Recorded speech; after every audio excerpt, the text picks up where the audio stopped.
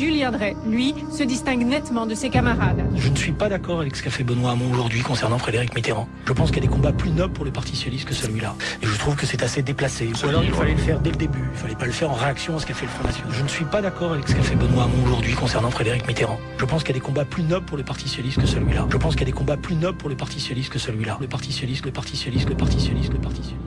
La gauche avec l'eau du bain, ça suppose de ne pas oublier non plus l'histoire commune entre les socialistes, Israël et les juifs, qui a pu connaître à tel ou tel moment des difficultés, mais qui a aussi des traditions extrêmement fortes que je voulais rappeler maintenant. Am Israël Chai, Am Israël Chai, Am Israël, Am Israël, Am Israël Chai. Ma famille est profondément liée à Vladimir Yankelevitch, qui a écrit beaux livres qu'on puisse écrire sur l'imprescriptible et sur la Shoah. Par ma femme, je suis lié de manière éternelle à la communauté juive et à Israël, quand même. Vous avez devant vous la seule responsable politique française qui s'est clairement exprimée contre l'accès de l'Iran au nucléaire civil. Moi, je considère que là se trouve le plus grand danger pour la sécurité d'Israël et du monde. Pas seulement d'Israël, d'ailleurs, de toute cette partie du monde. Il y a une situation très difficile en Israël pour la population. Il y a une situation très difficile en Israël pour la population.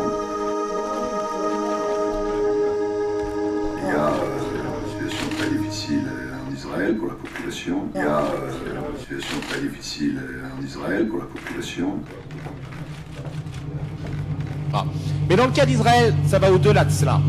C'est que l'Israël est quand même né de l'incapacité de l'Europe dans l'histoire à protéger les Juifs contre les pogroms et finalement contre la Shoah et l'Holocauste. Israël est un pays qui vit dans un environnement qui continue à le menacer. Israël est un pays dont l'écart entre les frontières est extrêmement petit et qui est toujours soumis à un risque de sécurité. Et ça, c'est une réalité.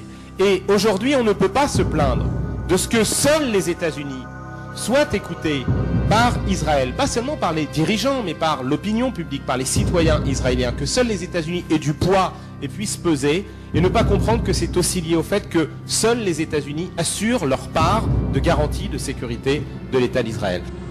Pourquoi le PS a été finalement assez silencieux sur cette opération plomb durci de Tsahal sur Gaza? Il a fait des prises de position, mais il y a un débat à la direction du PS sur quelle doit être la position de socialiste. Est-ce que ça doit être une position opportuniste, c'est-à-dire si l'opinion publique dans un sens, on va dans le même sens que l'opinion publique, ou est-ce que ça doit être une position de principe? Moi, je fais partie de ceux qui veulent qu'on défende une position de principe qui est claire. C'est qu'on se bat pour la paix, pour les deux peuples, et qu'on ne soutient pas n'importe qui. On doit critiquer et condamner l'État d'Israël quand il utilise la force et quand il pense régler le problème palestinien que par la guerre. C'est une faute. Parce que c'est par la politique. Mais on n'est pas obligé de se mettre à genoux devant le Hamas en disant « Ah, c'est eux qui représentent les Palestiniens ». Parce que l'histoire de la gauche, c'est aussi l'histoire de Pol Pot. C'est aussi l'histoire de gens qu'on a soutenus, soi-disant, pour l'indépendance de leur peuple et qui ont été des bourreaux. Et moi, j'ai aucun doute sur le Hamas. Je sais que si ce genre de formation politique un jour dirige les Palestiniens, ils seront de terribles bourreaux pour les Palestiniens. Donc le meilleur moyen d'aider les Palestiniens, c'est de les soutenir dans l'adversité, bien sûr, de demander le cessez-le-feu et la paix, évidemment, mais aussi de les aider à ce qu'ils aient une démocratie et soutenir plutôt ceux qui vont vers un chemin démocratique plutôt que n'importe quel dictateur sous prétexte qu'il a l'air comme ça pseudo-révolutionnaire. Je lisais souvent dans les colonnes, comment se fait-il que nulle part la gauche en ait tellement profité finalement et que les gouvernements de droite se fassent élire malgré cela? Eh bien, parce que la gauche, elle est là. Elle est en train de travailler à la construction de la gouvernance mondiale. Et si je vous ai bien entendu, c'est la gauche, ou en tout cas les idées de gauche, qui font bouger le monde et qui peuvent faire avancer vers une gouvernance mondiale? C'est ma conviction, mais si je devais aller jusqu'au bout de ma conviction, je dirais que c'est comme ça depuis très longtemps.